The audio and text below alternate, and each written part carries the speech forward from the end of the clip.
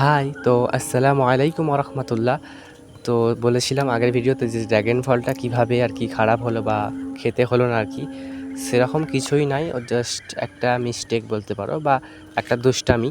আমার ছোট ভাই আর কিছু কচিকাচারা মিলে খেলা করছিল আর কি। তো খেলার ছলে ফলটা পেরে নেয় এবং আর কি খেয়েও ফেলে। তো যেহেতু ছোট ভাই আর কি বলা যাবে, ওরা বাচ্চা।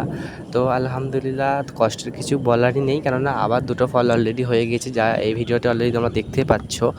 আর এই যে লেবু গাছগুলো দেখতে পাচ্ছ, এগুলো হচ্ছে গত বছরের গাছ। সেরকম কিছুই না, জাস্ট ঘরোয়া উপায়ে সবজির খোসা, চাল ধোয়া, ডাল ধোয়া জল, তার রেজাল্ট তোমরা দেখতেই পাচ্ছ। তো তোমরাও চাইলে লাগাতে পারো, এবং কিভাবে কি লাগাতে হয়, কোথা থেকে কি করলাম, এর ফুল ভিডিও কিন্তু শর্ট আকারে দেওয়া আছে, চাইলে দেখতেই পারো। তো দেখা হচ্ছে নেক্সট কোনো ভিডিওয়। তো আজকে সেরকম কিছু বললামই না, জাস্ট এই ড্রাগন ফলের কাহিনিটা বলার জন্য এই ভিডিওটা পোস্ট করা।